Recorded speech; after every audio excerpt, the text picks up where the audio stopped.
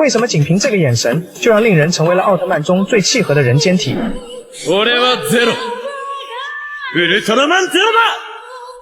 虽然《捷德奥特曼》这部剧讲述的是主角朝仓路打破命运，实现自我价值的励志故事，但另一个角色伊贺利令人的成长故事，却更加让普通人产生共鸣。他向我们证明了英雄不必天生神力，那份为了守护所爱之人迸发出的勇气，同样是英雄主义最动人的诠释。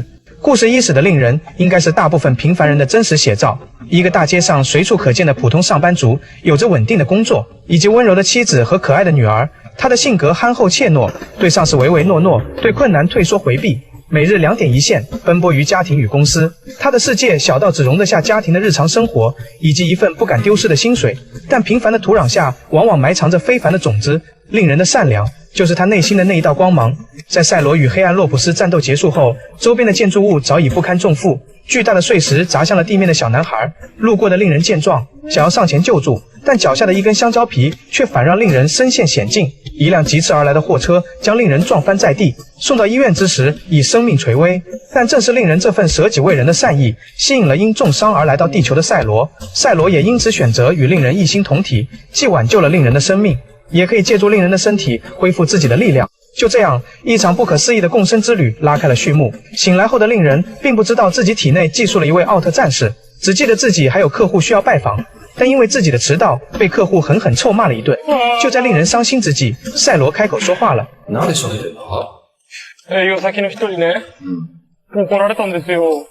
突然之间冒出的声音，让令人以为产生了幻听。在赛罗的一番解释下，令人也只是半信半疑。但没想到一个不小心和小混混撞在了一起，令人赶忙向其道歉，但小混混并不好惹，抓起令人的衣领准备教训一下令人。一看有架要打，赛罗立刻提议接管令人的身体。在眼镜缓缓摘下后，令人的眼神瞬间变得犀利起来，这一秒换脸的演技简直绝了。随后便变成了赛罗的个人秀，3下5除2就将几个小混混打得哭爹喊娘，完完全全将赛罗的性格特征完美诠释了出来。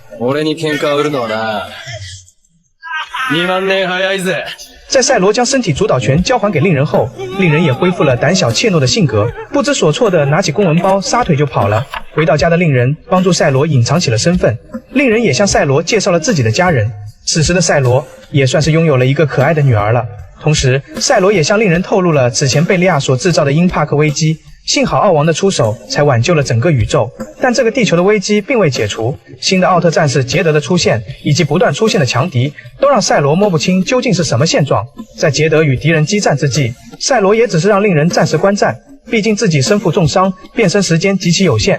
在战斗结束之后，令人也向小鹿介绍了自己的真实身份。但是相比较赛罗的自信强大以及桀骜不驯、内心懦弱，想要回归平静生活的令人，则十分期盼着这场噩梦快点结束。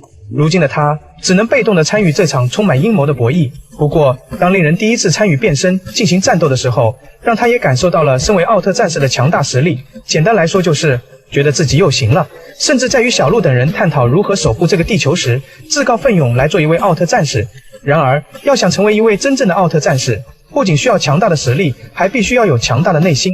而此时的令人显然还未摆脱内心的怯懦，就像他在与小鹿互换身份的同时，无法承受住身为一名奥特战士该有的特训。不过属于令人真正的考验也即将到来，因为此前原本一切的计划都在幕后之人福井出 K 的掌握之中，但赛罗的出现显然成为了计划中的变数，而他也必须先除掉赛罗，来保证自己的计划顺利实施。他利用自己著名作家的身份，邀请小鹿一行人以及令人和他的妻女一同来参加自己的新书发布会。对于不知情的人来说，这是一件十分庆幸的事情，但赛罗已从福井出 K 所出版的小说中看出了端倪。书中的情节正是自己曾经打败贝利亚银河帝国的故事，但是角色却发生了转变，赛罗成为了书中的反派。在赛罗的提醒下，令人和小鹿也准备见机行事，但没想到福井出 K 的阳谋让众人猝不及防。他早已知晓了令人就是赛罗的身份，并以新书中的角色扮演为契机，邀请令人上台配合演出。赛罗也及时接管令人的身体，看福井出 K 到底有什么目的。可令赛罗没想到的是，福井出 K 不仅当面揭穿了赛罗的身份，而且借表演之名，以在场的所有人为要挟，要求赛罗听从他的安排。不知情的观众甚至还沉浸在福井出 K 精彩的情节表演当中。小鹿此时也并未看穿福井出 K 的计谋，直到福井出 K 拿出了怪兽胶囊。福井出 K 假借此物是新书中的道具模型，当着众人的面开始召唤怪兽。新しい騎士誕生です。随着一道绿光乍现，加拉特隆出现在了城市之中。还不知情的观众顿时陷入到了恐慌之中，而辅警出 K 还假惺惺的让大家安全避难，但演讲会堂的所有通道早已被封锁。显然，现场所有的人都成为了辅警出 K 手中的人质。面对辅警出 K 的阳谋，赛罗等人根本没有任何对策。即使小鹿前往对抗怪兽，但凭现在他的实力，也根本不是加拉特隆的对手。赛罗深知已经被辅警出 K 全盘掌控。俺は何をすればいい？ゼロ。あなためがけてあの怪獣に熱線を発射させます。その直撃を受けてください。面对辅警出 K 提出的要求，赛罗愤怒到了极致，但关乎到杰德以及会场的所有观众的生命，赛罗毅然決然选择了接招。受けてやるよ。随着一声响指，大门随之打开。誰もがウルトラマンジードの戦いを見ています。あなたの死を見届ける者はいない。来到室外之后，面对必死的局面，令人早已陷入了绝望。レイト、震えているのか？そりゃそうだな。けどよ、もう少し付き合ってくれ。然而赛罗并不惧怕，他告诉令人：安心しろ。お前たちは死なせない。ルミナも、マユも、リクもみんな。此时的杰德已经被牢牢地钳制住。随着加拉特隆一道光线蓄力射出，令人与赛罗一起奋力抵挡着。然而随着光线能量的不断增大，レイト、よく耐えてくれたな。就这样，赛罗消失在了光线之中。奥特赛罗眼睛也直接化作了石像。辅警出 K 的计策完美达成。随着再一声响指，加拉特隆停止了活动，杰德也因能量不足变回了小鹿。会场的众人也就此逃过一劫。而令人面对赛罗的牺牲，心里的内疚以及恐惧彻底将其占据。不同于小鹿来夜的顽强坚定，甚至没有后顾之忧，令人则选择了逃避，因为对于现状根本没有任何办法。而且他还有牵挂的家人，他唯一能做的就是带家人逃离这座城市。随着辅警出 K 再次启动加拉特隆，小鹿唯有绝地求生，奋力一搏。而令人准备搬家之时，女儿小简的一番话，激起了令人守护的决心。ウルトラマンが来てくれるもん。在与赛罗的相处中，怯懦的令人也慢慢变得强大。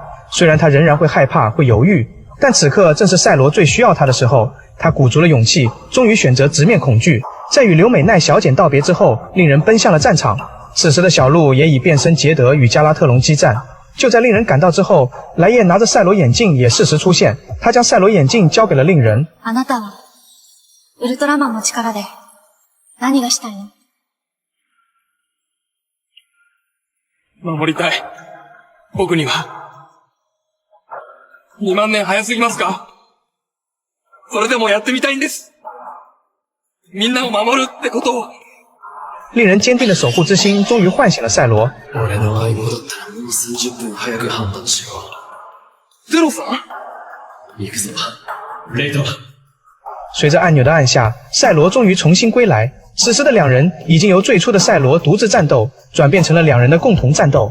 辅警出 K 见状，也再次召唤出另一架加拉特隆加入战场。赛罗与杰德分别展开了对战。但此时的赛罗虽然和令人协同作战，但重伤未愈的他依然不是加拉特隆的对手。而就在这个时候，天空中一阵光芒来到了赛罗体内，来者正是光之国的科学家希卡利。他给赛罗带来了新生代胶囊，而令人也开始了真正意义上的首次变身，也是奥特曼至今为止时间最长的变身，因为它融合了4位新生代的力量，而这4位新生代也正是此前赛罗帮助他们获得了新的力量。随着变身的完成，赛罗无限形态终于登场，强大的实力直接击退了2架加拉特隆，最终也与杰德兵不血刃地将他们击败。战斗结束之后，令人感动地流下了眼泪。在此刻，他也成为了一位合格的奥特战士。在之后的战斗中，令人与赛罗之间愈发默契，两人已从最初的宿主与寄生演变为了默契共生模式，但有时也会发生两人争夺身体控制权的尴尬场面。毕竟令人大部分时间里需要完成自己的牛马工作，而赛罗也在帮助杰德成长的同时，自己的伤势也在慢慢恢复。然而，真正的危机也悄然降临。虽然杰德战胜了复活的贝利亚，但贝利亚附身在了11亚里伊体内，并与辅警出 K 配合下，获得了黑暗路基艾尔以及安培拉星人的胶囊。最后，在夺取辅警出 K 的斯特鲁姆器官后，利用怪兽胶囊成功融合升华，成为了本剧的最终 BOSS。究极生命体极恶贝利亚，并且不断地吸收着宇宙中奥王的能量。众人也拟定计划做最后的战斗。此时的令人已和赛罗心意相通，做好了战斗的觉悟。在决战的前夕，正是令人女儿小简的生日，令人也决定陪家人度过可能是最后的美好时光。他带着柳美奈和小简来到了从未去过的高档餐厅，并为小简过了一个难忘的生日，而且罕见的给妻子柳美奈准备了珍贵的礼物，就像是特别准备的告别宴，尽量和家人留下最美好的回忆。在陪家人度过最后的时光后，令人也准备找借口前去战斗。